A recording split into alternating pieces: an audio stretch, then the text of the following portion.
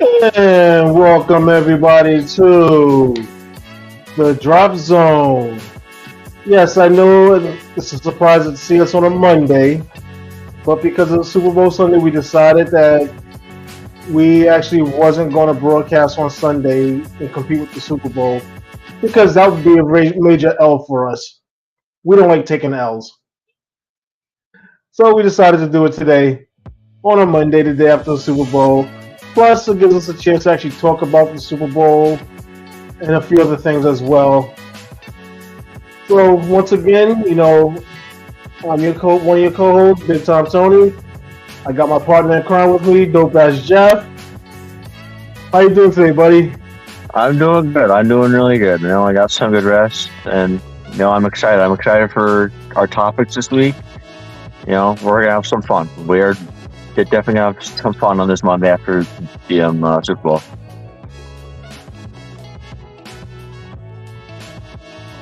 So, you ready to get into it? Yes, I am. All right. So the first topic is, of course, we're going to discuss the Super. Excuse me. Mm-hmm. We're going to discuss the Super Bowl. Personally, I think this was one of the best officiated Super Bowls I've seen. Nobody could say that the refs was the reason why the Chiefs won, because actually a lot of the calls went against the Chiefs. So you can't throw that. I mean, it was just a good game. My issue with it was the fact that Kyle Shanahan, I'm pretty sure that's what that is. Yeah, I have a feeling that's Dan.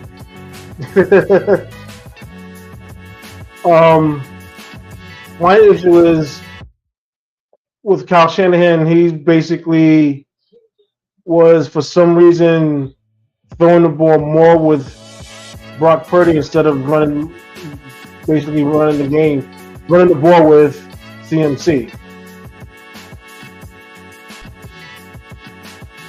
The first half, the Chiefs looked out of sync. They really couldn't do anything. The 49ers had two drives that was stopped. One was by a CMC fumble on the first drive, and the second one was because of a penalty. But yeah, I mean, San Fran had control of that game the whole time. I know you didn't get a chance to watch it, Jeff, because I know you were sleeping because you had to work that night. But I'm pretty sure you might have seen some of the highlights. From what you saw from the highlights, what did you think? I'll have to agree with the officiating. I'm a Twitter head. I get a lot of my news and my sources from Twitter, a lot of verified sources. And I'll see, people commenting about refs all the damn time. I didn't see one comment really about the refs. So that means that this was a very good officiated game, as it should be. And, for it to go to overtime, I think it was very entertaining for the fans. Yeah, the Niners had it. I looked, CMC only ran the ball 22 times, whereas Purdy threw the ball 38 times. When you have the lead in the biggest game of the year, don't try and switch it up. Just run the ball, run the clock. I don't care if it's the first half and people are going to be like, oh, don't play conservative. I would play conservative in the biggest game of the year because I know who's on the other side. I know the weapons that they have. Give them the least amount of time as possible. I mean, and sometimes it doesn't matter how much time they have, really, with the Mahomes. It does not matter how much time that they have. They will get it done regardless. But CMC, he needs to carry the ball in the biggest game of the year. I'd say at least 32 times. You got to control the pace of the game. You cannot keep giving the Chiefs opportunity. I did see the muff punt that the Niners had, trying to get gifting this game to the Chiefs. Travis Kelce, for all you Swifties out there, yeah, she won, or they won. Great, I don't care. That was the biggest notification that I got all night was that they kissed after the Super Bowl win. I do not care. Yeah, I agree. That didn't mean two shits to me at all either. That got I got 3 different Twitter notifications about it, and then the YouTube video about it. I'm like, I don't give a shit at all.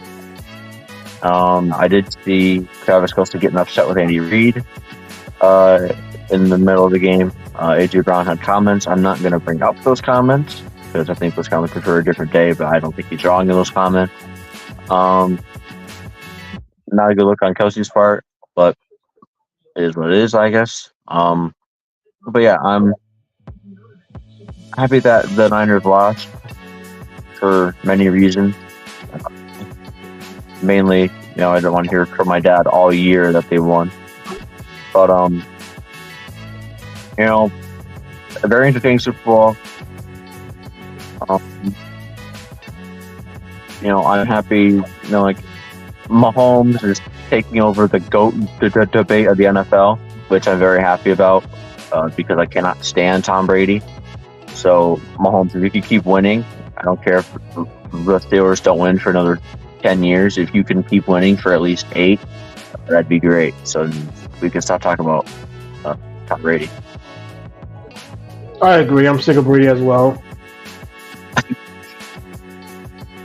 I mean, that's all I heard this morning was that they compare him to Tom Brady. Is he the GOAT already? And I'm like, who cares? I mean, the kid's only 28 years old.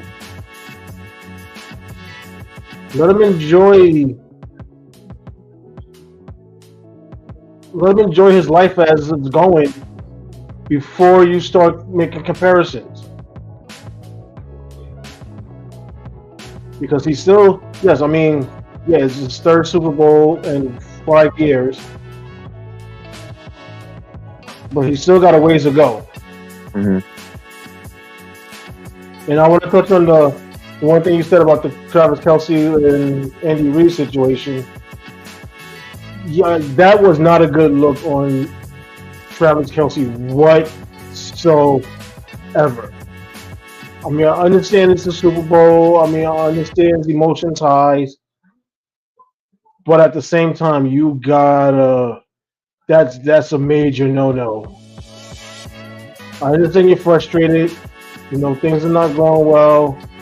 You're down, you're basically down by the end of the half 10-3. But you also know who's your quarterback. You know he's going to find a way, him and Reed's going to find a way to pull it out, which obviously they did. So yeah, I mean, it looks even worse because they won that he did that, because now that just makes him look like a spoiled little brat. Mm-hmm. That he didn't get his way, so I'm gonna throw a temper tantrum, and yeah, that was just not a good look whatsoever. I mean, you do know why he did it, right? Oh yeah, I know why he did it. Because he wasn't on the field when they fumbled the ball. That's why he did it. Which is ridiculous. Do you want me to tell you what AJ Brown tweeted? Sure. If you haven't seen it. AJ Brown said, if it was him, he would have been kicked out of the league. If AJ Brown did that. I don't know if I would go that far. So he'd be kicked out of the league. He definitely would have been heavily fined. I mean, you know why he said it, right? You know what he's going at. Because he's black. I'm not. Oh, That's why he said it. He's playing that kind of situation. Like if he did it to his head coach. I mean, look how many times we've seen T.O. go off on head coaches. Mm-hmm.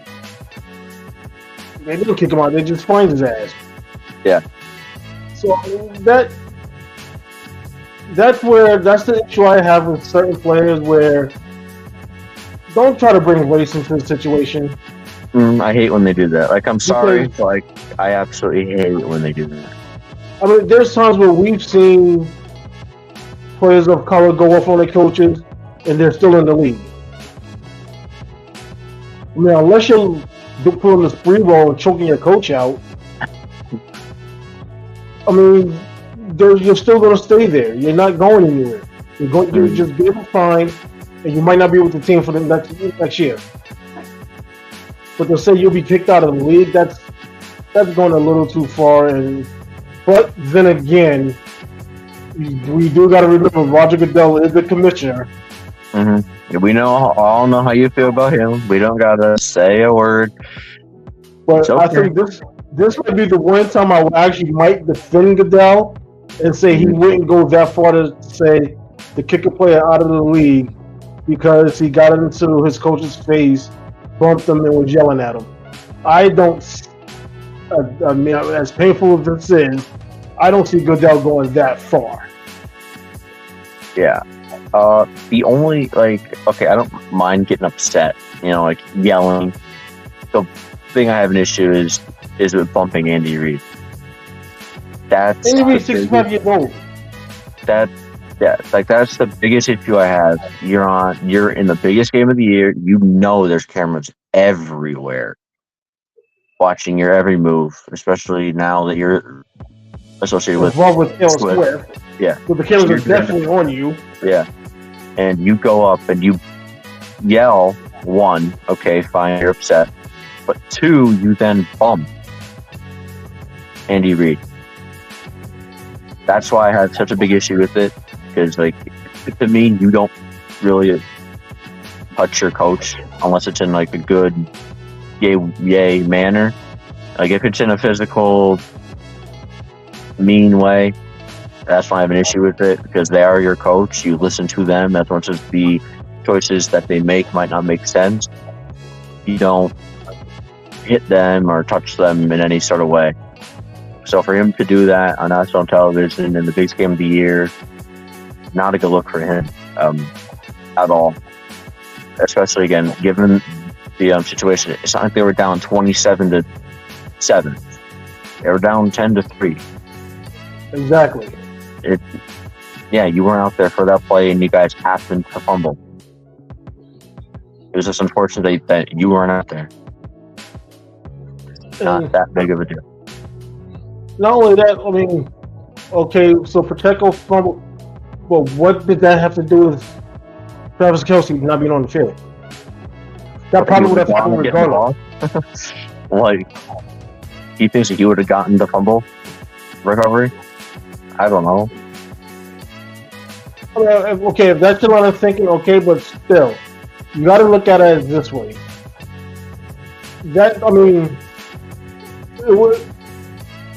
That situation right there put a huge stain on what was otherwise a very great game. Yeah, notice how we're talking about that and not the game. We're talking about what he did and not the game. Which is sad because, the game needs to be discussed more, but because he did that dumb shit. And he had a good game, too, and that's what's upsetting. He had a good game. Exactly. He had 9 catches for 93 yards. And we're talking about what he did to Andy Reid, because as a big-name player, you don't do that. I don't care if you're a big-name player or the third-string tight end. You don't bump your coach. We know this is not the first time this has happened. Yeah, we know that, obviously. Well, again, you did this during the Super Bowl. where cameras are all. There's more cameras at that game, and then pretty much almost any other game combined. So every single camera is there. Again, like you said, you're dating Taylor Swift, so the camera's definitely going to be looking for you.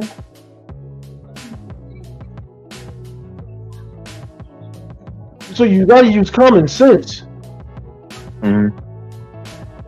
And I'm not going to get into some of the tweets that fans had said, because some of them was just downright disrespectful, and that's not how we do things on this show. So I mean, stuff like that, we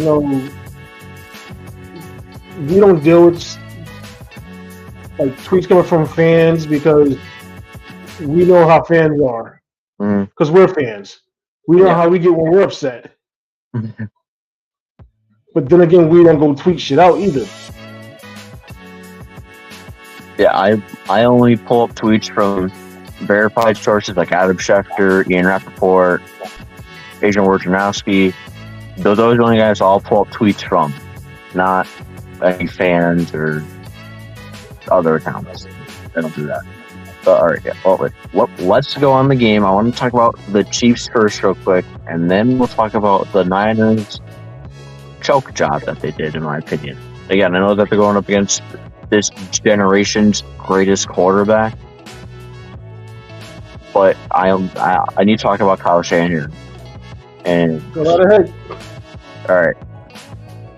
Well, again, I'll go with the Chiefs first.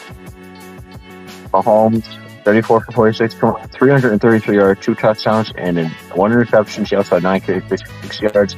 And then Travis Kelce had 9 receptions for 93 yards. I mean, I don't know what more you could ask for from Mahomes, really. I mean, he did everything that he could. Yes, they looked disjointed in the first half, but in the second half, they really, really, really turned it around. Showed what team they are. Yeah. Hardman, who was on the Jets to start this season with the Super Bowl with the Chiefs, he had 3 catches for 57 yards in that game-winning touchdown. And the guy that everyone made fun of, Marquez Valdez-Scantling, he had 3 catches for 20 yards in the touchdown. Tony did not play in the game. That's unfortunate. But he has 2 Super Bowls. And I think he's done pretty much nothing to get both of them. So, that's to him. Well, there was a reason why they didn't suit him up. It basically was a trust issue. Yeah, like they don't trust him. I mean, I wouldn't either after how many problems he's caused. Drop balls, lining up off sides. And Isaiah Pacheco, he had 18 carries for 59 yards. Anything you want to say on the Chiefs that we haven't said already? Not really. Just the fact that there was one point where the Chiefs' offensive line just basically started struggling. As I felt like they would this year. I had a feeling they would have somewhat struggled this year, and it took. Well, I mean, I don't really watch the Chiefs too much, but I'm sure that they were an issue pretty much a decent part of this year. Well, the thing was, this year the offensive line did pretty well, but for some reason in that game, it reverted back to the offensive line when they played against Tampa in the Super Bowl, where Mahomes was running for his life. I mean, Chase Young was wrecking havoc in the first half.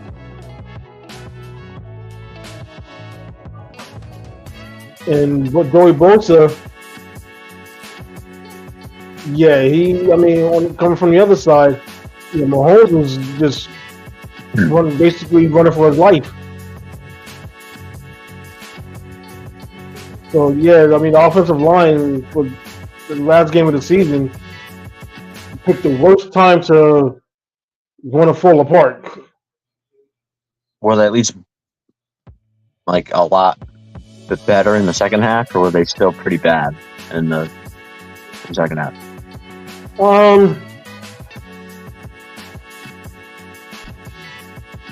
I want to say it became down to fatigue and 49ers defense. Okay. All right, moving on to the 49ers and Kyle Shanahan that I want to talk about for a bit and get your opinion on him. Because people are calling him, I'm going to say it yet. Purdy, he, as I said, he threw 38 times, 23 for 38, 255 yards and a touchdown. And then Jawan Jennings on a trick play also had a passing touchdown to McCaffrey. As I said, McCaffrey carried the ball for 22 times for 80 yards. Hold on for a second. I want to get back to that trick play real quick. Mm-hmm. That trick play should have never counted. Because there was an illegal lineman down the field. Mm-hmm. And it wasn't called. So, officials, you missed one. We're on you. Well, I mean, one out of the entire game, I'll take that. Mm-hmm. It made it more interesting because the score might not have been what it was. It might not have gone to overtime. So. Well, the game should have never went to overtime anyway because the Chiefs blocked the field off extra point. Mm-hmm. That's what did it. Timely special teams plays. That's what it always comes down to. Special teams plays. Timely. With the Chiefs, their special teams has been doing that all season long. Mm-hmm. Getting those timely plays. The blocked extra point. Recovered point, which wasn't even the returner's fault. It wasn't his fault. It hit the blocker. Mm-hmm. Get out the way. Get the fuck out the way. I mean, you could see him going, move. Exactly. Don't touch it. And the ball just happened to unfortunately hit him. And then they hit him right on the calf. I'm like, their special team just manages to somehow come up with a play when it needs it the most. Mm-hmm. McCaffrey also had 8 catches for 80 yards and touchdown, as I said. Hey, Brian. Oh, boy. Sorry about your Niners, buddy. Debo and Kittle were pretty much non-existent. Kittle had 2 catches for 4 yards, and Debo had 3 catches for 33 yards. Well, Debo was in and out of the lineup because he was dealing with, I believe it was a hamstring injury. Mm-hmm. But Kittle in the biggest game of the season going up against the best tight end in the league. I need more than 2 for 4. Again, I can't blame it on him because Purdy was looking for him maybe. But, yeah. Well, Kittle's was, there was a stretch of time where Kittle was out of the game as well with a shoulder and neck injury. What's the game? All right. I just want to say, there's up to Drake Greenlaw. I don't know if you saw it, but he tore his Achilles running onto the field. I saw that. That is unfortunate. That means it's probably going to be out for. Exactly. Mm-hmm. That's what I said at the beginning of the show. I mean, the refs. Nobody could say the refs was the reason that either team won or lost. Mm-hmm. It was a great game.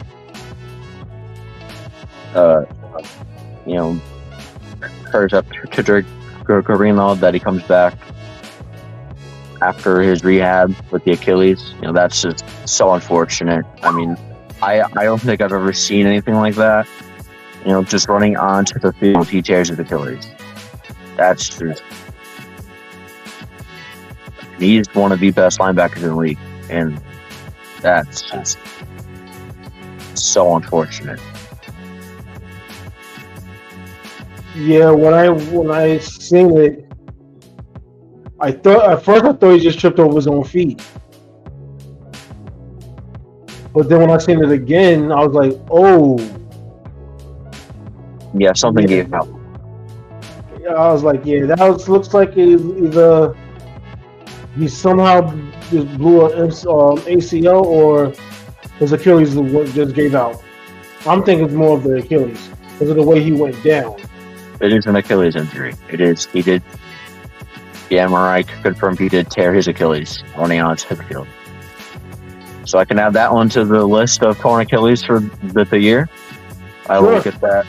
I will get that list down for you next week if you really want me to. I'll get that list all ready and sorted out so I can get the ACL and the Achilles totals for this year. Oh, yeah, that's so unfortunate. That is. I wish it was so unfortunate. I wish it was him tripping over his own feet, but it was nothing that funny.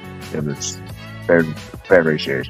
You can kind of tell when something in the leg, now that we've watched sports so long now, that something gives out. Like you could see one of those major muscles give out, and it's almost like he was kind of like shot. Like his leg just kind of snapped. It was like, oh, I'm not walking anymore. All right, but now the name I want to talk about, Kyle Shanahan. People calling him the biggest choke artist in NFL history. Here's why. He blew a 25-point lead to Super Bowl 51. He blew a 10-point lead in Super Bowl 54.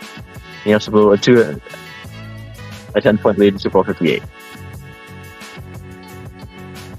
Is he the biggest choke artist in the NFL history?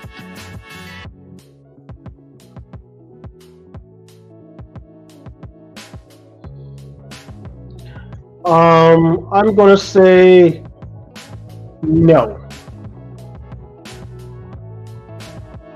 because that title still belongs to the Buffalo Bills. Okay. But now, with that being said,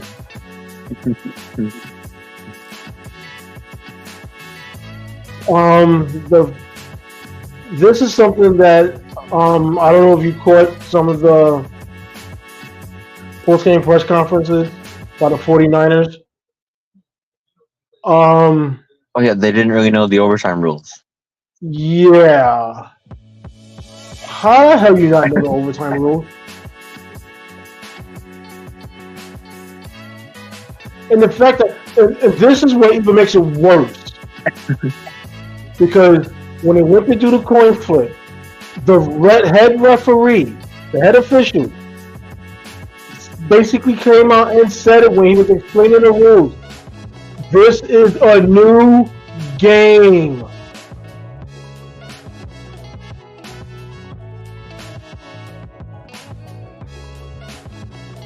So that should tell you from that point, okay, this is a new game. That means we both get the chance to score a touchdown. And then if either one of us don't score a touchdown, then it goes into sudden death. The traditional sudden death, first one scores. Wins. So now, if I'm a player and I hear, okay, this is a brand new game, my mindset's thinking, okay, let's go down and score a touchdown. Then if they score a touchdown, now it just comes to whoever scores first. Mm-hmm. And the fact that Shanahan didn't have no form of game plan for an overtime, he didn't even know. I mean, the biggest thing that they were discussing on my first take was why did they, when they won the coin toss, why didn't they defer? And he was asked that, and he flat out said, "Well, analytics is what told us to take the ball."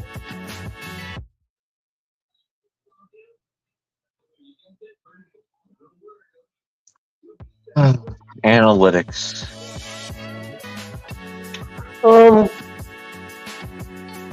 I'm coaching the biggest game of the year. We're in overtime. And I know the overtime rule states, both teams get one possession of the ball. Yeah, I want to defer. That way, I know. Okay, I know if Kansas City goes down. Now I know. Okay, if we hold to a field goal, perfect. They score a touchdown. Okay, now I know. I basically got 4 downs to keep moving. I get it. Basically, you get an extra down because you're not going to fucking punt. At that point, the punter would just go, just go start celebrating, something, because he's not going to be safe for the rest of the fucking game.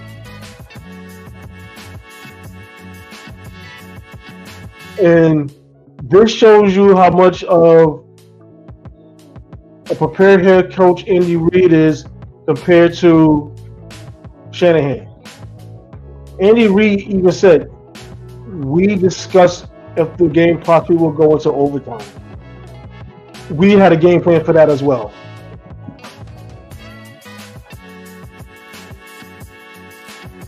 Yeah, granted, it's only the second game to ever go into overtime, which Shanahan was part of both of them.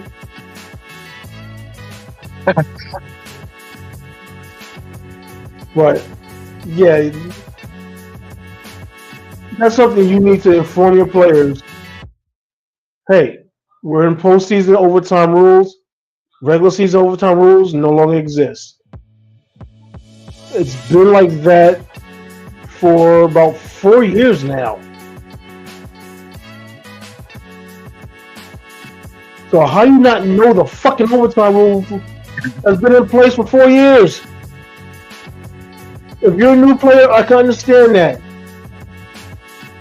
to a degree. If you're a veteran, white check, a veteran, how you not know the fucking overtime rule?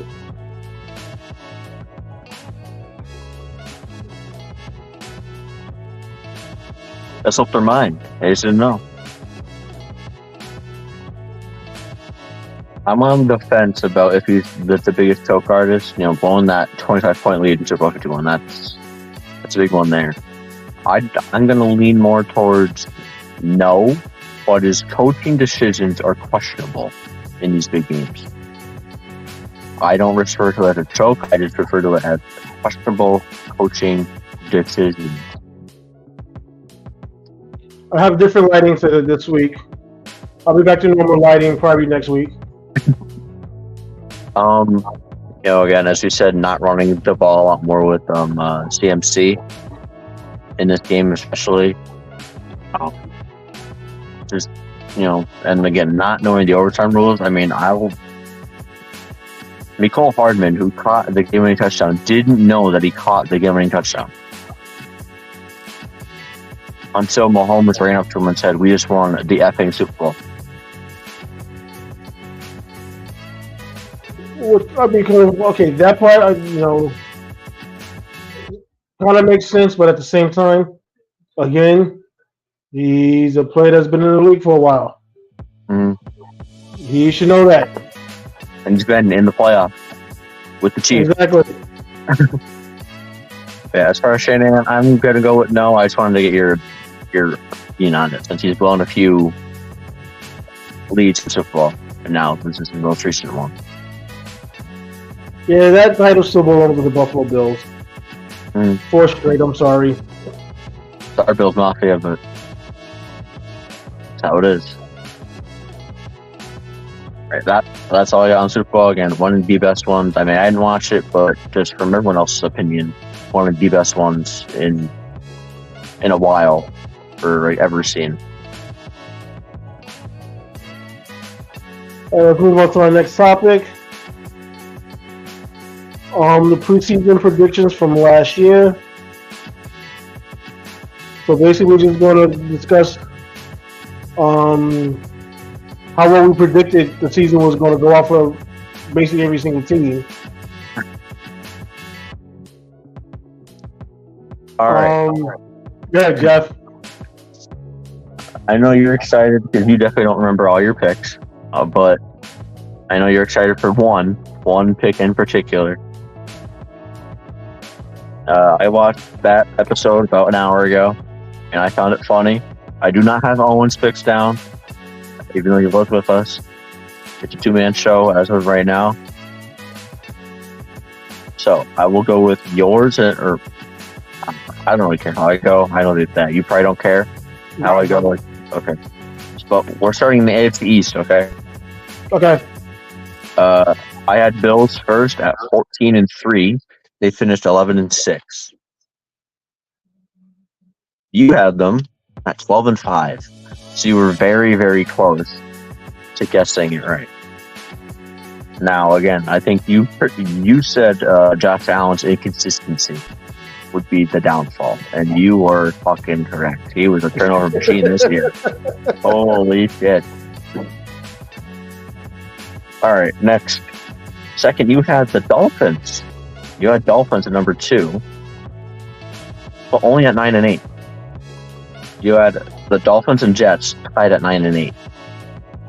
But the Jets, we could never predict Aaron Rodgers getting injured on the first drive of the season. Yeah. And you had Patriots last at 7-10. So you were very generous to the New England Patriots at 7-10. I had the Jets at 13-4. But again, I can't predict Aaron Rodgers getting injured that early this season. Dolphins, I had 10-7. And Patriots, I had 5-12. The Jets finished 7-10. Dolphins finished 11-6, and the Patriots finished 4-13. So in the first one, we've gotten none of them right. So we're off to a good start on that. Are we surprised? No. Because the NFL season is very unpredictable. Very unpredictable. Yes, it is. Right, and AFC North is next. Okay. This one's interesting and kind of funny. But again, we cannot predict injuries. First, we both had the Bengals at 13-4. And that didn't work out for none of us. No, they finished 9-8. No Joe Burrow. They started off shitty in the beginning of the season. It was just downhill. It was not a good season for the Bengals at all. That's true. Number 2, we had the Ravens. I had them at 10-7. You had them at 11-6. You were a bit higher on the Ravens than I was. They finished 13-4. Oh, not bad, but Off by 2. yeah. But we both guessed the Pittsburgh Steelers right. How about that? We both guessed my team correctly at 10-7. How about that? We couldn't do that again if we tried. No. Out of all the teams we got right, we guessed my Steelers right at 10-7. And now the Browns. I wrote a comment down that you said during the Browns prediction that you're probably going to hate yourself for. I predicted them at 6-11. They finished 11-6, so I got that one really wrong. You predicted them at 9-8, but with the comment of Watson has a bounce back year. Yeah. He belts his ass right to the fucking injury list. Yep, right back to the couch to watch Joe Flacco. So actually, this division wasn't too bad. We weren't off by many games. I mean, my Browns one was really bad, but I mean, I can never. It's the Browns. Exactly. All right. AFC South. This is the division that you're excited for. But you had the Jags first. I think we all did. 11-6.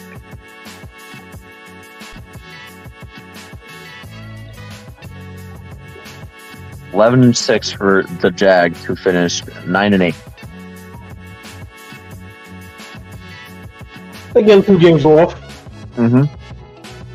I had Titans first. I don't know what I was thinking. What was you thinking? I don't know, but they finished 6-11. Uh,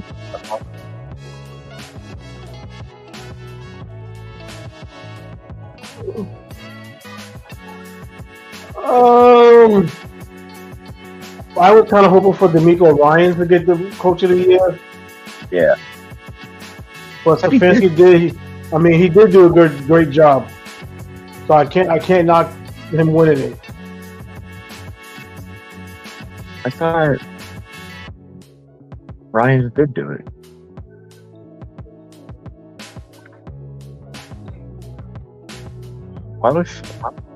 I thought I saw something about Ryan's who did win it. No, Stefanski won it. Motherfucker. Okay. But I mean, I guess, yeah, from being the most irrelevant team in the league, and then you're 11-6. Yeah, I think I just based off of them actually using Derrick Henry as a running back and not using him in some games. And Tannehill, I expected him to actually stay healthy, and with Hopkins there, I think I expected that to work out a lot better than what it did. But second, you had the Titans at 9-8. So you are the same record as me with the Titans. Just lower. So I thought the same thing. You got D-Hop, you got King Henry. You can't. You should put up some points. Boy, were we fucking wrong. Mm-hmm. So this next one, I actually got right. I said Jags finishing second at 9-8, and they did. So I got 2 right so far. Number 3, I have Colts at 7-10. I was wrong. They finished 9-8 as well. And number 3, you had the Houston Texans. Me and Owen laughed at you. I knew we walked off. But you didn't really have them finishing with a good record. You had them finishing 5-12. Well, I mean, nobody's seen CJ Stroud fucking perform this way. No, I obviously did not see that happening. For third, I mean, I already said third at 9-8, but the Texans finished 10-7.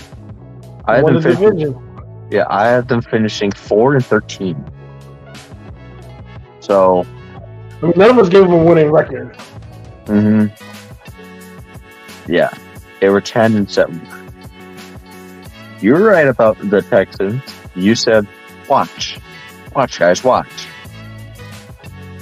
I just didn't see CJ Stroud and all those young players just basically playing out of their mind, because for one, they were young. For two, they had a rookie head coach. Mm-hmm. So I mean, when Nice picked them to be finished third, I was going off of that combination. A young team, rookie head coach. I see them give maybe I was like 5, maybe 6 wins. Yeah, I didn't see them basically taking the division. Like a 10-7, winning a playoff game. Didn't see that. So they doubled what I predicted them to win. Mm-hmm. And fourth, you had Colts at 3-14, with a comment saying, "Colts don't have anything." Yeah, that kind of backfired a little. Mm-hmm, a little bit. All right, AFC West. I'm gonna try to start moving through these quicker because we're halfway through our second topic and we're at 44 minutes already. Oh shit! Yeah. But I mean, I don't have work, so it's fine. I'm not working tonight, so I'm all right. So AFC West, Chiefs 13-4. You had them at. I had them at 15-2.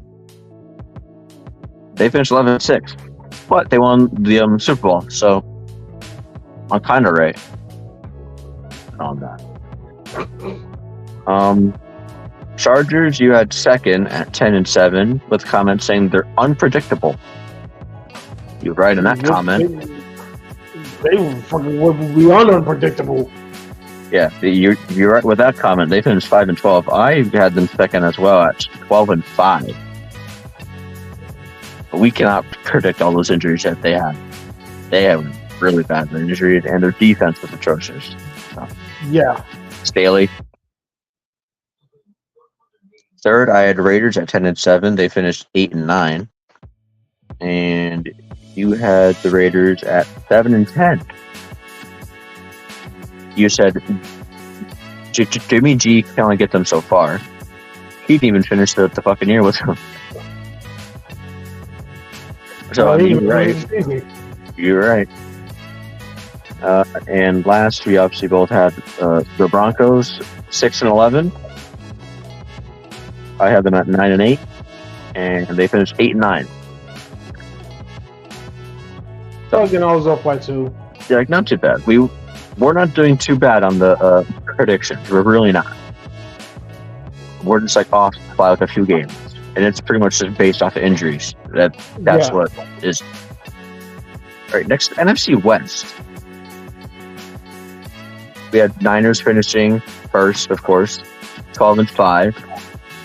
I had them finishing 12-5 as well, and we got it right. We both got that one right. How about that? We got my team and the Niners, my dad's team, both correct. Go figure. And your comment said the QB situation is still shaky. That was your comment on that team. Not anymore. Second, we had opposites. You had the Seahawks at 10-7. I had the Rams at 10-7, finishing second. I got that one right, actually. So I'm 2 for 2 in this division. Again, you just flip-flop. You had Rams finishing 8-9, third. I had Seahawks finishing third at 9-8. So I went 3 for 4 in this division. You were hard on the Cardinals. Actually, you weren't actually too far off. You had them finishing 3-14. They don't have anyone, and that team is a shit show. That's what you said. Yeah, you're right. They finished 4-13, so you were very, very close. You're off by 1 game. I had them finishing 6-11. I don't know why I said 6-11, and I was being nice.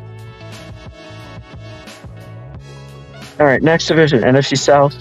You were high on the Falcons this year. I 9-8 on the Falcons. You and your boy Arthur Smith. I mean, not my boy Arthur Smith, but I had Saints finishing 10-7. I had Falcons. Right, I'll just go on. How's it going? You had Falcons 9-8, Saints 7-10, Panthers 7-10. The other Panthers finishing 7-10. And the Bucks at 7-10 also. I don't know what the fuck I was thinking with the Panthers. I don't know. Your comments were about the Panthers, about rookie QB, and they traded DJ Moore for Adam Thielen, so it was like a fair trade, so they should be good.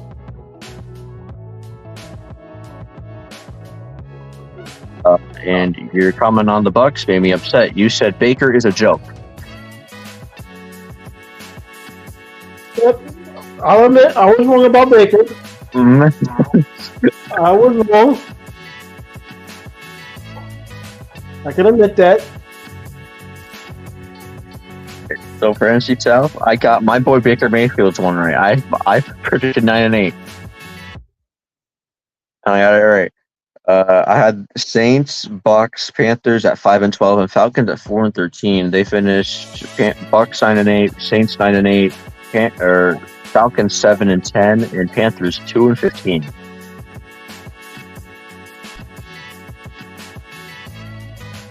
Next is NFC North. I watched it. No one thought that he was crazy for having Lions first, but we all had Lions first this year. You had them at 10-7. You had Lions 10-7, Vikings 10-7, Bears 8-9, and Packers 8-9.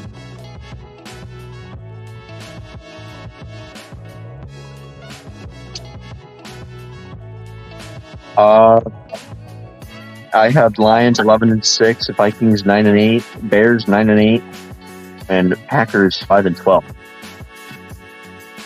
We're very wrong in these. Well, I'm not very wrong. Lions finished 12-5, Packers finished 9-8, Vikings finished 7-10, and Bears finished 7-10.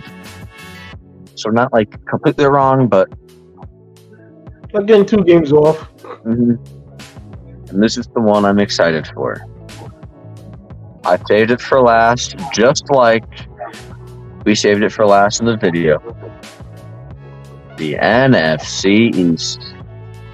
Owen called it NFC Beast. It was not. No, it was not. You had Eagles hurtfully finishing first at 13-4. You hated this. You fucking hated saying that one. I did. You had Eagles at 13-4. Hurtfully saying Cowboys 10-7. And happily saying Giants third finishing. Do you remember what you said? If they finished third. But not with the fucking record that you said.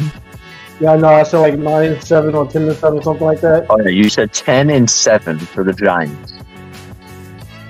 And you and Owen went back and forth for about 10 minutes. And then you said, we'll see. We don't need Saquon.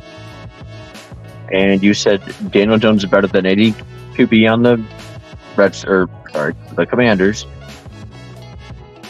Well, we still have yet to prove that because that fucker wasn't even. He was out for the whole damn season, pretty much. Mm-hmm. And you had the Commanders at 8-9. So not too bad. I had Eagles 14-3, Cowboys 9-8, Commanders 8-9, and I got your Giants right. I wish I was scripting it, but I can send you the picture of my sheet in front of me. They finished 6-11. I guessed your team right, my team right, my dad's team right, and Baker Mayfield right. I don't know. Cowboys finished first at 12-5. Eagles finished second at 11-6. That record, I think they should have finished 14-3 if they didn't fall off the face of the earth in those final 7 games. Yeah, that was 6 the Commanders at 4-13. Yeah, that was brutal. Do you want to know what your Super Bowl prediction was? I also have that. Sure. You said Bengals, Eagles. Well, again, we can't count for injuries. Mm-hmm. Yeah, I know. But you fooled us. You said Bengals and Cowboys first.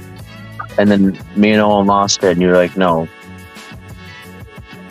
Bengals and Eagles. But, yeah, I would never put the Cowboys in the fucking Super Bowl. No. And then you went on a Cowboys rant for a few minutes. But yeah, I mean, Bengals, barring injuries, I feel like they should have made a far push in the playoffs. Again, this prediction could have been right. Again, especially if the Eagles did fall off the face of the earth. Like your Eagles prediction was right until they shit the bed the final 7 weeks of the season. Yeah. And I went out on a limb and I said Bills and Eagles, saying that they could beat the Chiefs in the playoff. I was wrong. You see how that went? Yeah, I know. Just like you could admit when you're wrong, I can admit when I'm wrong. I was wrong for that one. So that was our preseason predictions.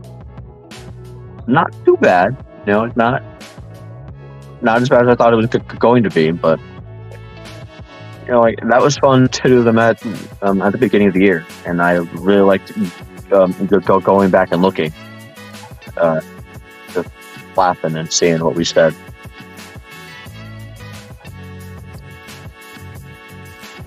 All right, so you ready for the next topic? Yep. Are the Chiefs a dynasty after this win?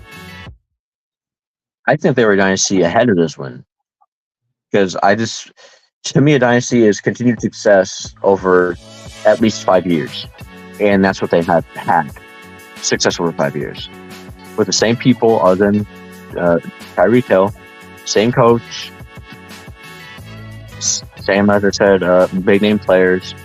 You know, it's a dynasty, and as we see, no one can stop them right now, especially in the playoffs. No one can stop them.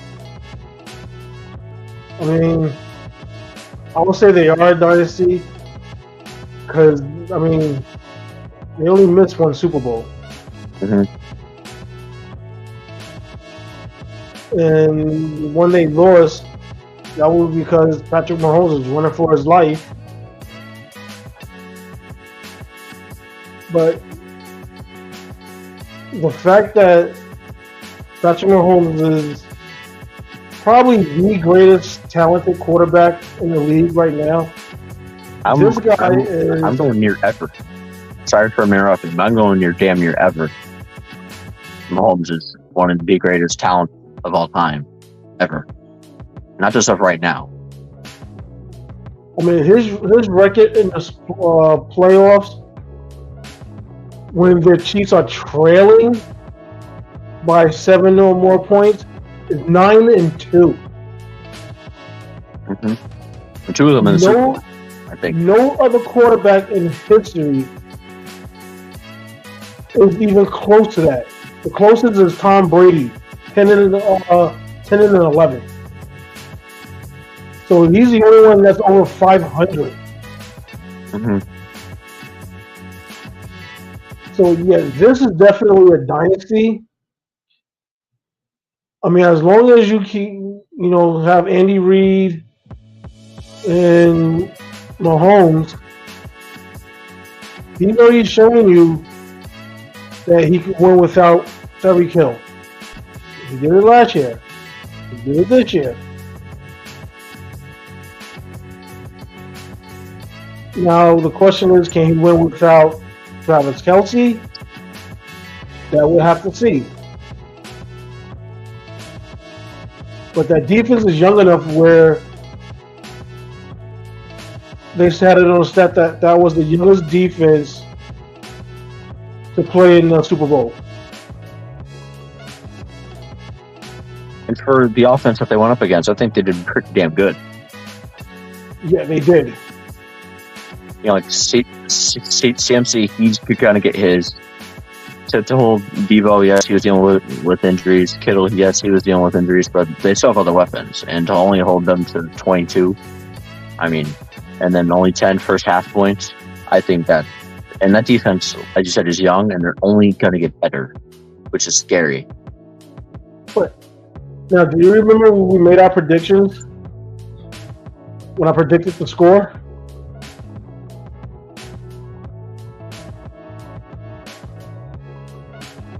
Oh yeah, I fucking predicted a high ass game. I was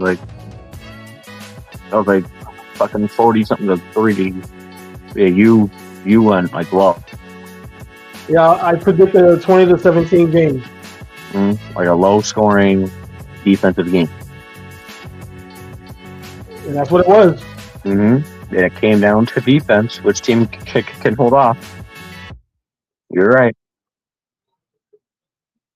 Yeah, I heard Kelce wants to come back. He's planning to come back. But I don't think he's shown it doesn't matter. As long as he has Andy Reid, I think he always has a chance to win. Exactly. So this is definitely a dynasty. 100%. I don't know how anyone can argue that it's not.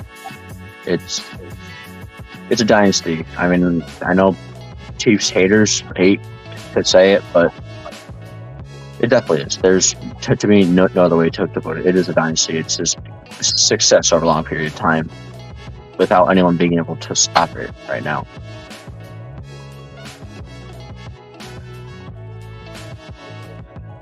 All right, our next topic. This topic pissed me off when I heard about this. LeBron James not present for the Kobe statue revealing.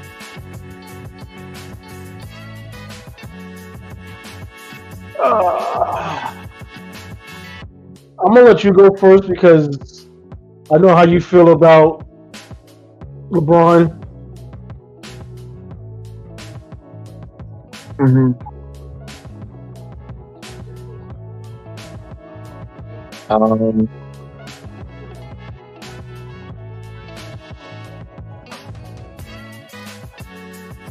First off, I would like to say, in the most disrespectful way possible, LeBron, fuck you.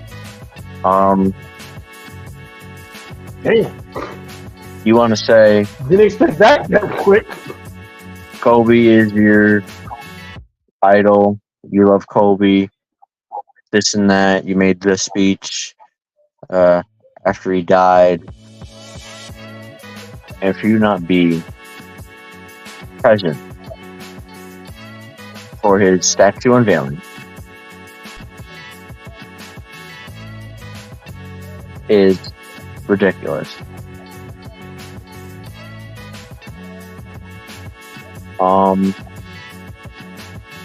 And to also go out on that night and not gonna blame him totally, and go and lose to the Nuggets. I'm not gonna blame LeBron totally for that.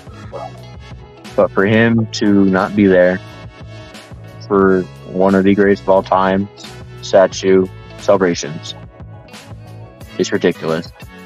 Then on top of it, he has no problem going to the Super Bowl in a suite with Draymond Green.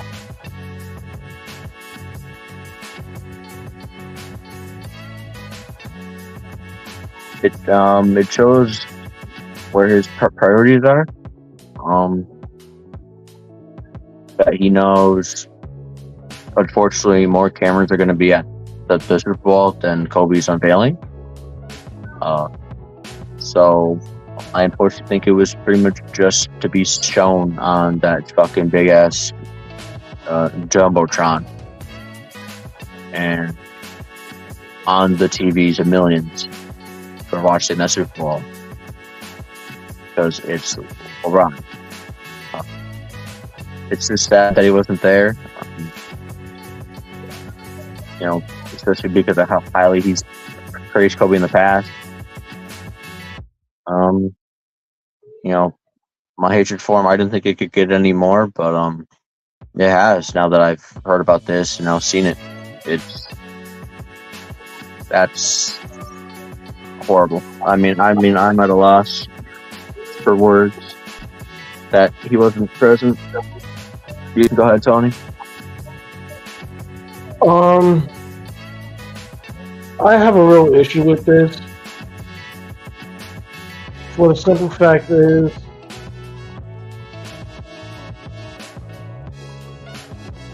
you're basically disrespecting not only Kobe Bryant and his legacy, but you're also disrespecting his wife, Vanessa. And this apparently is not the first time that LeBron James has done this when it involves great players. Did you know that he was not at the Wayne's Hall of Fame speech? Yeah, no, I saw that too. As I was looking this up, that came up as well.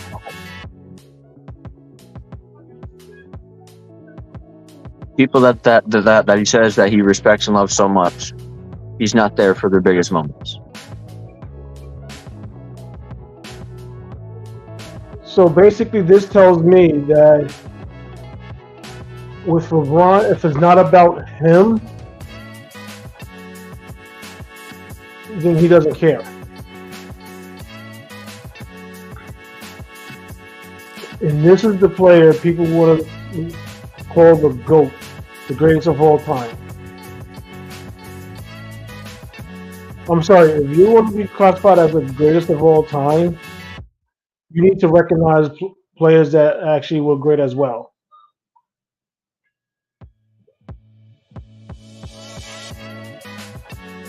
And like I said, this has become a pattern with LeBron James where if it's not about him, He just doesn't show up.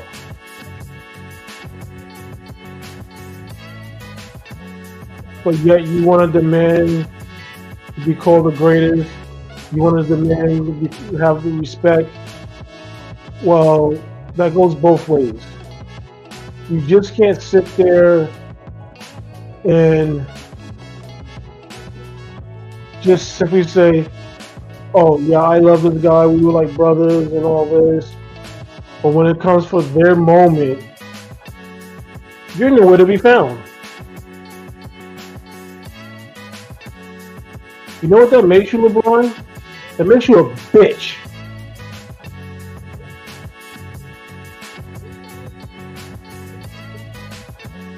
Plain and simple. I'm not gonna sit here and sugarcoat it for you LeBron lovers that's gonna come up with all excuses. Well, maybe he just didn't show me because he didn't want to take the moment away from him. No. You're a bitch. Plain and simple. That's a bitch ass move. The day he died, you were shedding tears. I love him like a brother and I'm gonna miss him. But yet, for the biggest night with his family, for the revealing of his statue out front of in front of the Staples Center, you don't show up. That's a punk ass bitch move. Plain and simple.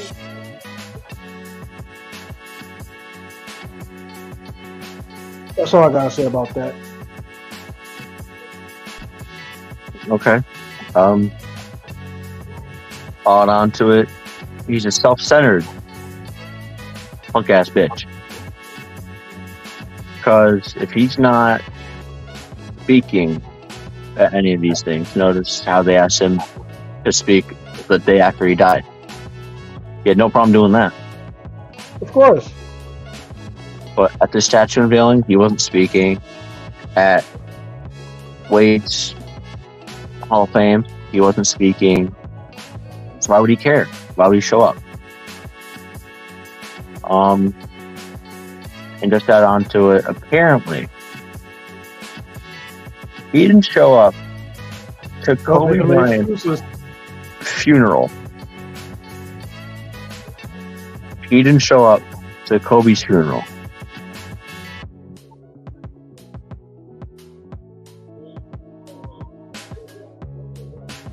Okay, I'm done with that fucking punk ass bitch.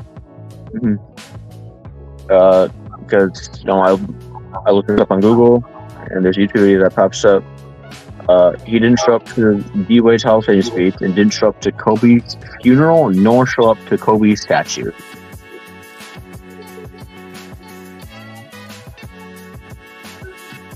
But yeah, you claim you respect him.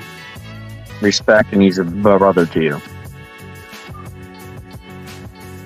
Sure.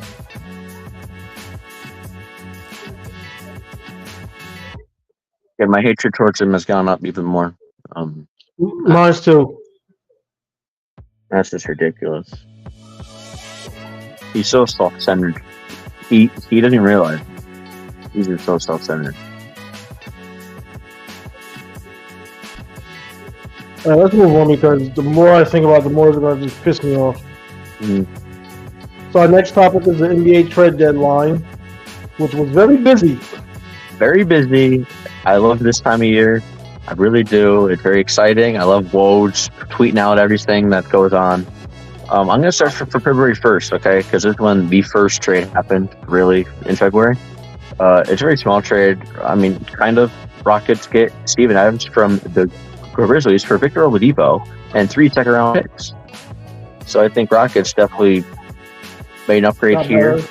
Adams, I believe, is out for the entire year anyway with an injury, which I think is Oladipo as well. So they kind of just traded injured players and then 3 second-round picks. But Adams is going to be more valuable than Oladipo, in my opinion, in long run. And it doesn't matter because the Memphis Grizzlies end up releasing Oladipo a few days later anyway.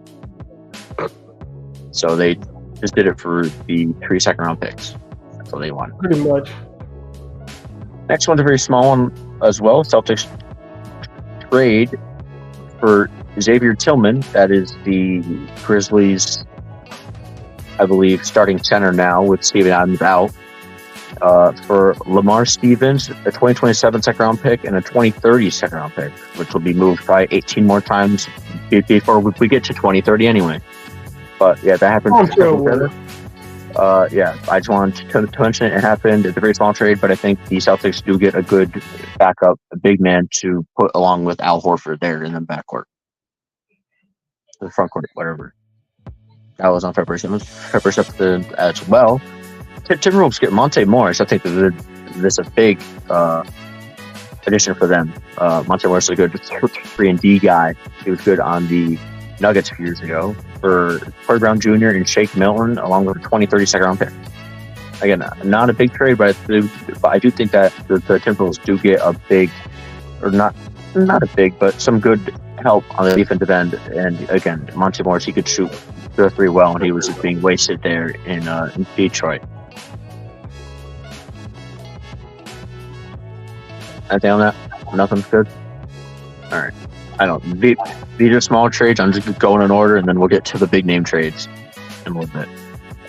Again, no one really cares about this one, but Pistons get Simone Fontecchio from the Jazz for Kevin Knox, a future second-round pick, and the rights to Gabriel Procida. I don't know who the fuck that is. But Fontecchio, he was having a good year on the Jazz.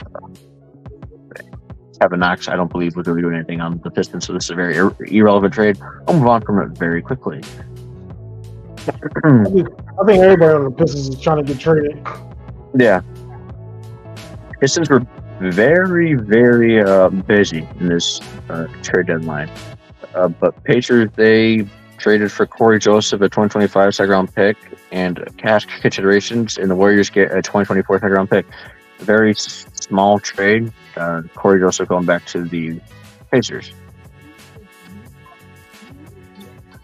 For Daniel House, I feel so bad for him. Celtics trade Daniel House to the Pistons, and the Pistons get House 2024 second pick and cash considerations. Celtics get a 2028 second round pick. I don't know why they traded House. He was doing pretty good for them, especially when Embiid wasn't playing. I don't know. I don't really understand that trade that much. Neither do I. That makes no sense whatsoever. Yeah. Olynyk gets out of the Utah. Olynyk and Oche Jiba go to the Raptors in exchange for Otto Porter Jr. and Kyra Lewis Jr. in a 2024 second round and a 2024 first round pick. So Olynyk, he was doing pretty good in Utah. I don't know why he was moved, but yeah, he's now on the Raptors. He's been moved around a lot recently. He was on the Heat for a while, and now he's been moved around. This one has a funny story to it. Bucks trade Robin Lopez to the Kings. Kings get Robin Lopez and cash considerations. Bucks receive draft rights to Demetrios Agravanis. Robin Lopez, the day that this happened, he was at that Bucks game that night reading a book. He wasn't on the bench. He was sitting in the crowd-ish somewhere reading a book. And they kept showing him, and it was really funny. That is just the funny character of Robin Lopez. Mavs made some incredible moves, in my opinion, in this trade deadline. They acquired big man Daniel Gafford from the Wizards in just exchange for Rashawn Holmes, who wasn't really playing for them, and a 2024 first-round pick. Daniel Gafford's the starting center for the Washington Wizards, averaging great points. He's a great defender. This is a humongous upgrade, and in his first game, he did an amazing job in his first game.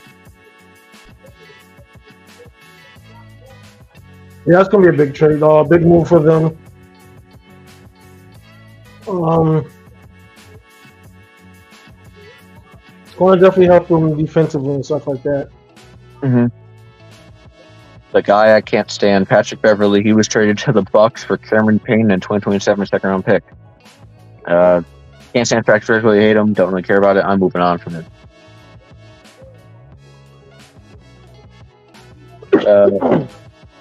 This one, Nets acquire Schroeder from Raptors. Nets get Dennis Schroeder and Thaddeus Young in exchange for Spencer Dinwiddie. And Spencer Dinwiddie was waived by the Raptors, and then he signed with the Los Angeles Lakers.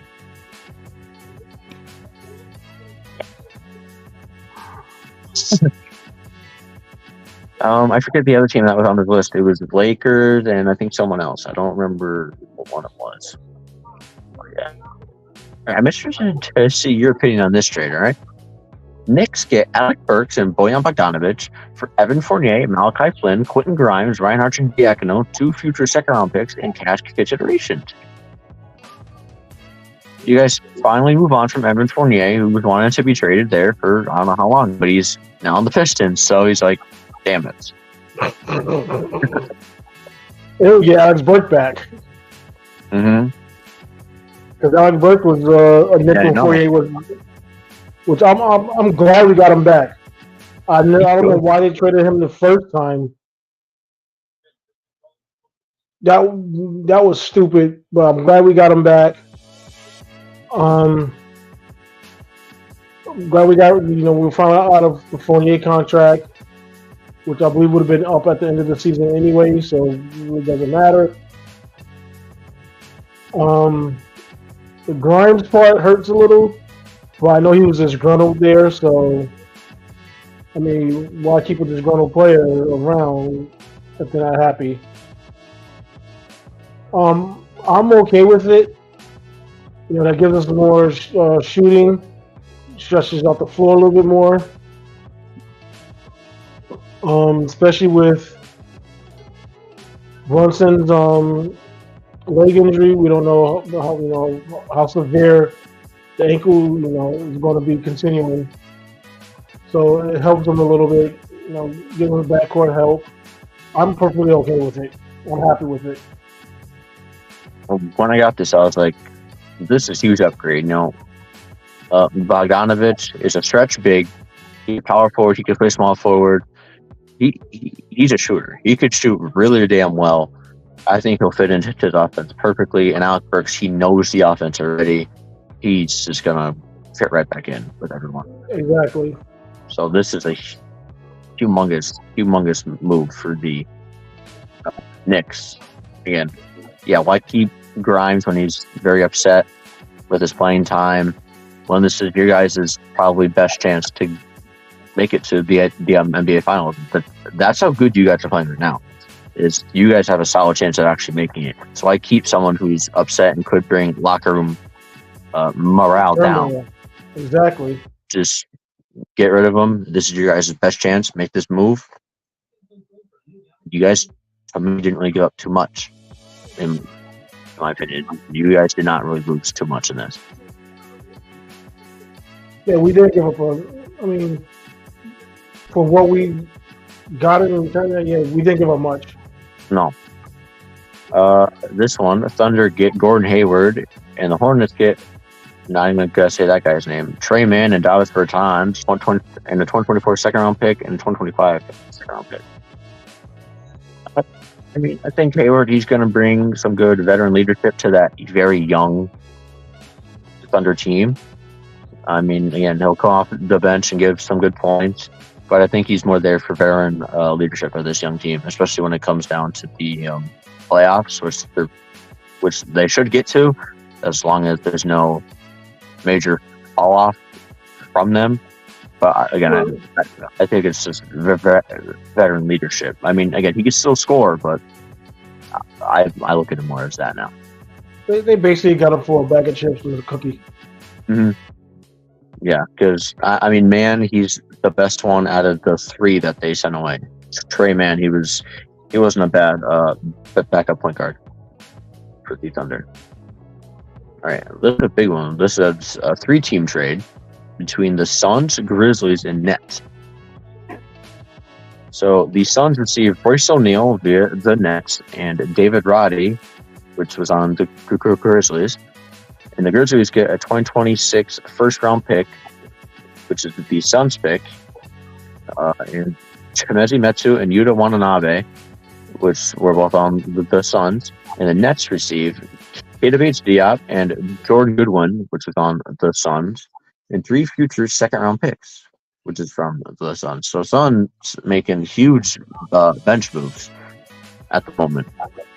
Well, they need to. They have no bench. Yeah, I mean, I liked Yuta. Honestly, I didn't mind him. I know my friend Will, he didn't really mind him. Kind of inconsistent from the 3. Keita Bates-Diop, he was more of a defender for the Suns. And Metsu, he was in and out of the lineup just based on who they were going up against.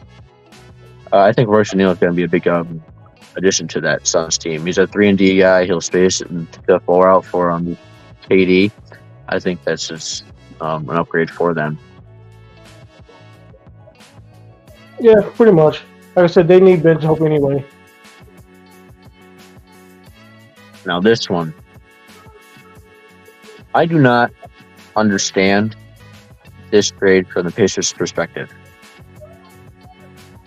They trade away Buddy Hield for Furkan Korkmaz, Doug McDermott. Wait, no, sorry. Yeah, they get Doug McDermott via the Spurs, a 2024 for second-round pick, and a 2029 second-round pick in cash considerations. And the Spurs get Marcus Morris and a 2029 second-round pick.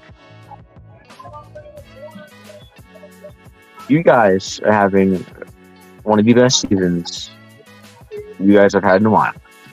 Halliburton's an all-star. And you get rid of Buddy Hield? Yeah, that makes no sense. For Furkan Korkmaz and Doug McDermott? I mean, yeah, you're replacing Hill with McDermott, who's a shooter, but it still makes no sense. When I got this, I was like, why? Like that didn't make any sense. Because he's averaging. I think he's averaging more. I mean, he's averaging 12 points on 44% shooting, 38% from the 3. Like, he's a valuable piece to that Pacers team. And if I look up McDermott, let me see here. He's averaging 6 points. And Korkmaz was not really playing on the Sixers. Like I said, it makes no sense.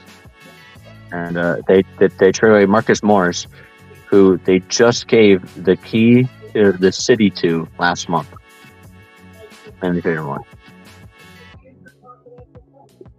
That whole trade makes no sense whatsoever. No. The last one, Mad, as I said, they were pretty active.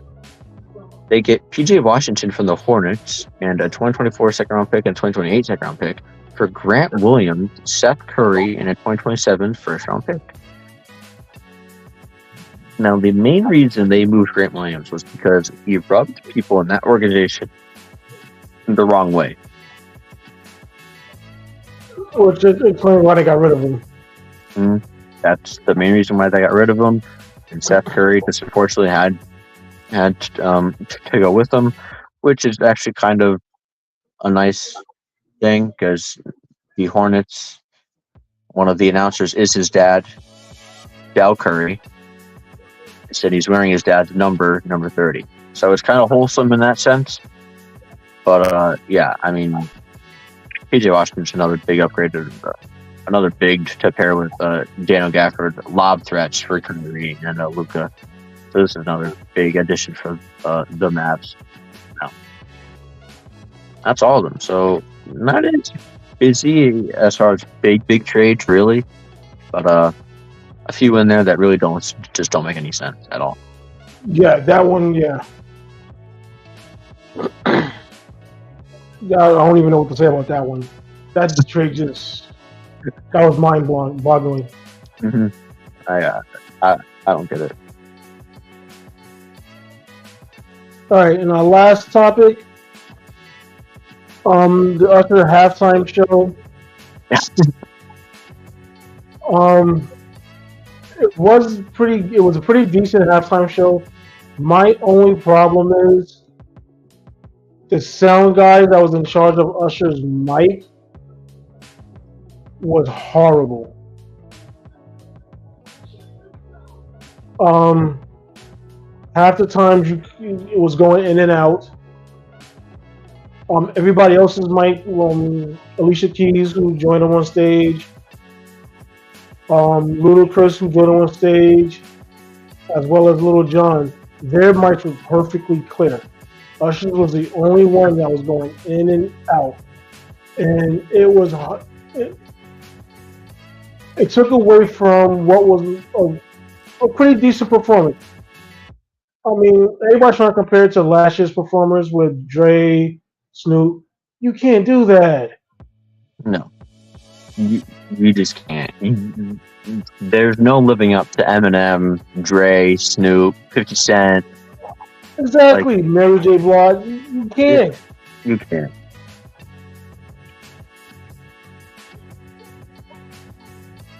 So I mean, Usher's performance was great. I mean, I still gotta watch it. I haven't watched it yet. Like I gotta watch it. So I'll hear it. But when you finally do, you'll notice that you'll hear his mic is not as clear as loud as everybody else who came on stage with him. They gave him the bad mic. Even Jermaine Dupri, who came out on stage, looking like an Oompa Loompa. Even his mic was pretty much clear. So yeah, Usher's mic, whoever was in charge of Usher's mic, the sound guy, yeah, they need to fire his ass. Because I mean, that's ridiculous. I mean, it's not that hard to tweak the sound of a mic. I do it every day on every time we have our podcast. Mm-hmm. I'm always tweaking the mic. So if yours is a little bit too high on my end, I adjust it. You'll let me know if mine is too high on your end, and I'll adjust mine as well. Mm-hmm. So I mean, it's not that hard to make sure the people who have mics on is heard clearly. It's just ridiculous. Watch out, Mike guy. Tony's coming for your job. Watch out, Mike guy. Especially at a venue like the Super Bowl. Where everyone's waiting for. Like, everyone's waiting for this halftime show. Exactly. In anticipation. And Usher's mic is fucking fucked up. It sounded horrible. I mean, it literally sounded like they were using a cheap old style Kmart mic. Not the Kmart mic. That's what it sounded like because the audio was so bad. It was like, because the first time I'm listening to, I'm like, and I don't know if it's just because I deal with having to adjust mics all the time with a podcast, but I'm sitting there like, God, why does it sound so distorted? At first, I thought maybe it was just because he was doing a lot of movement and stuff. But no, even when he was basically saying it still sounded the same. So yeah, it was bad. You're probably screaming, fix the damn mic! I was. Fix the damn mic, jackass!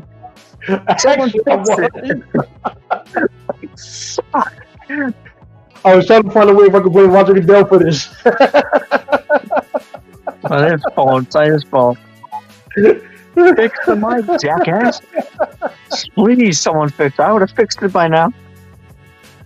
Oh, yeah, it was just. But I mean, other than that, it was good. It was a good halftime show. I mean, If the one thing I would say was if I was Alicia Keys' husband, I would have had an issue with basically Usher standing behind my wife, basically almost grinding on her. Yeah, I saw that picture and I was like, oh.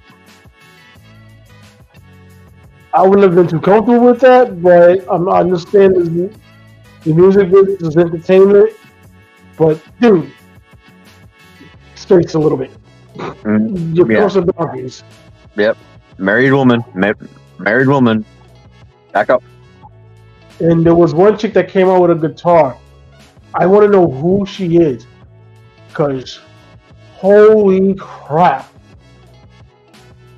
that was one hell of a fucking guitar solo. You know who she was? Like, they didn't announce who the fuck she was? No.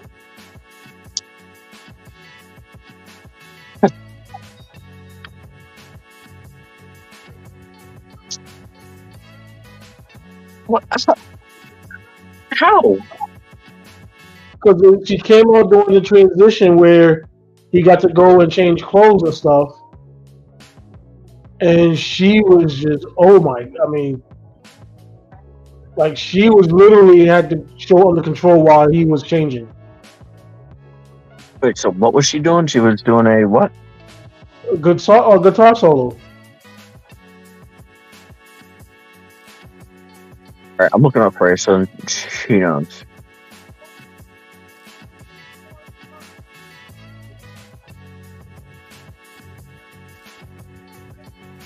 Her. H.E.H.E.R. That was the. What is it? Her. That was ATR playing the guitar during, or with Usher during the Super Bowl halftime show. Her name is Her? Valijo's Her. Yeah, that's what it says, it's Her. Okay.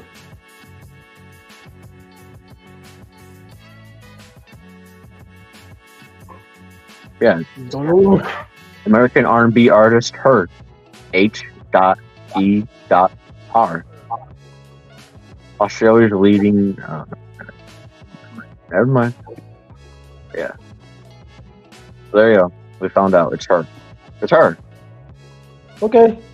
But yeah, she was. Yeah, she literally had the crowd under control while he was getting changed. And then there, of course, you always have your halftime show slip ups. Oh no. So when Louis Christendom was out on the stage, two of the girls that they had stripper poles on the stage as well. Two of the girls fell off the poles.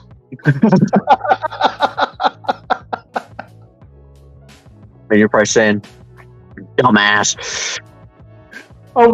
The funny thing is, I didn't even catch it until the next day when social media was blowing it up.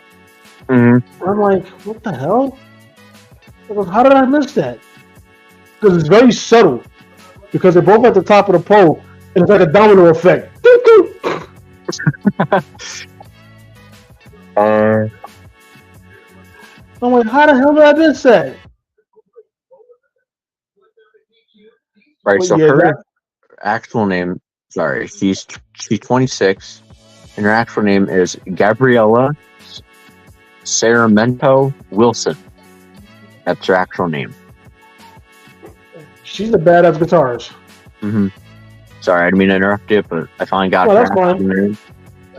So She's a badass guitarist. Yeah, so we can give her actual props. That her actual name is Gabriella Saramento Wilson. So known as her. Yeah. She's a badass guitarist.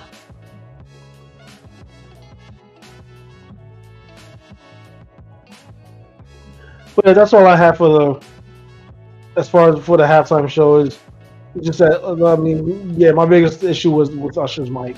Fix the damn mic, jackass! Fix the mic, jackass! But yeah, I'm gonna have to watch that in a bit when we get done, so I can hear how bad it is, and then I'll let you know. I'll be like, "Bam, this mic looks bad."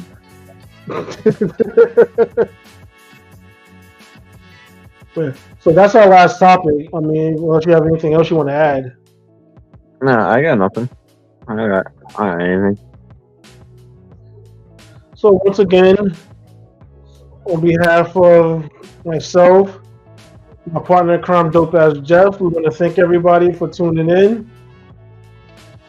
You guys got lucky today. You guys got a couple of rants today from the both of us, which is unusual. Usually, only one of us having a rant. I'm LeBron, bitch. Just remember to hit the subscribe button, click that bell notification so you know every time we're going live. We're still trying to get up to 500 subscribers. So please help us out as much as possible. You know, like I said, just click that subscribe button. And also make sure you hit the bell notification. Once again, you know, we're still accepting all new members to the DropZone Facebook group. Like I said, ever since we switched up, we've been up. We've actually gained about, I want to say, 20% now from when we first started.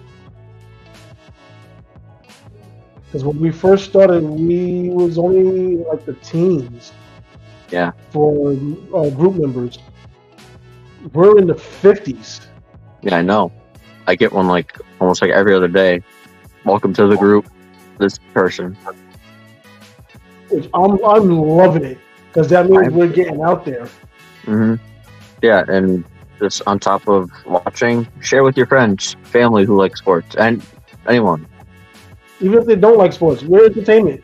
I mean, I literally get people that tell me, I'm not a sports fan, but you guys are fucking entertaining. We never know what's going to come out of you guys' mouth. That's what we watch. Well, because we don't know what's going to come out of our mouths half the time. We don't know. We don't know. I mean, we have a run sheet of what the topic's going to be, but we don't collaborate to discuss what each other is going to say. So no. I don't know, you know, if there's a topic, I don't know what Jeff is going to have an opinion about on it. Same vice versa. He doesn't know what my opinion is going to be. No, we don't want like the big high-end TV shows where they have like a meeting room 2 hours ahead of time and then they kind of run down like what they might say. No, this is, I join about 10 minutes ahead of us going live. We talk for a little bit. I get stuff ready and we go live. There's not a word said to each other about how or what we're going to say. We just go. And not to cut you off, but that's what people don't realize. I mean, they think, you know, okay, you guys do a podcast. You guys probably sit down maybe about a half an hour before the podcast. No. The first hour, the top of the hour at 6 o'clock, I post it on Facebook. 6:30, I'm setting everything up. 6:50, Jeff is usually coming in. Our conversation is, how you doing, buddy? How's your week? Nothing about the podcast whatsoever. Nope. We sit there, we just discuss, you know, our daily lives, and next thing you know, I got the timer going, and then it's showtime. So yeah, I mean, this is how we prefer doing it. Because for us, we like to be surprised with what each other's going to say. The raw, real reaction of like what each other says. Exactly. Like when you said that LeBron's a bitch, I was like, all right. All right. I mean, you were surprised when I said that was priceless. I was like, damn. Yeah, our podcast is 100% authentic. Nothing is rehearsed. Nothing is discussed. Like I said, you know, during the week we'll send each other ideas of what to discuss, talk about. But that's about as far as it goes. Usually about 3-4 hours before the show starts, Jeff finally gets the run sheet. Yeah, and it's when I'm sleeping, so I'll wake up and I'll get the run sheet. So yeah, basically, He doesn't even get the run sheet until he wakes up. Half the time, I don't even do the run sheet until like 3 hours before the show. Yes, like I'll get it. I'll wake up at like 5:30. I'm like, all right, what's the run sheet for this week? Open it and I'll get stuff ready as soon as I wake up. So yeah, I mean, this is what we enjoy doing, and we love the fact that you guys, join in with us. We have a lot of regulars that comments and stuff like Brian, and every once in a while we'll get Owen coming in, Dakota. So yeah, I mean, yeah, we just do this for us. This is our weekly stress release. So definitely, yeah, just keep supporting us. Fucking working in retail, we need a stress relief. Fuck me. Tell me about it. But yeah, unless you have anything else to say, Jeff, just pretty much we're in this show for today. Just can I say for anyone watching, it's gonna be mostly basketball now. I mean, if there's any football topics that do pop up during the football off season, then we'll talk about it, of course. But it's gonna be mostly basketball, but we can also think of some ideas. Leave a comment on our Facebook page to tell us any ideas that you guys would like to see us do for the episodes, so they're not quick episodes. We will think of stuff behind the scenes, but if you guys have any ideas, just let us know. We could put out a post on our Facebook page of any ideas that you guys would like to see us do, especially since football was a big part of our podcast, which took up a large part throughout every week. Now with it just being basketball, it's not going to take as long to go through those. So again, we're open to ideas. Anyone that would want to come on and be a special guest, anyone, we do not mind. We would like to just sit and have a good time and talk about sport.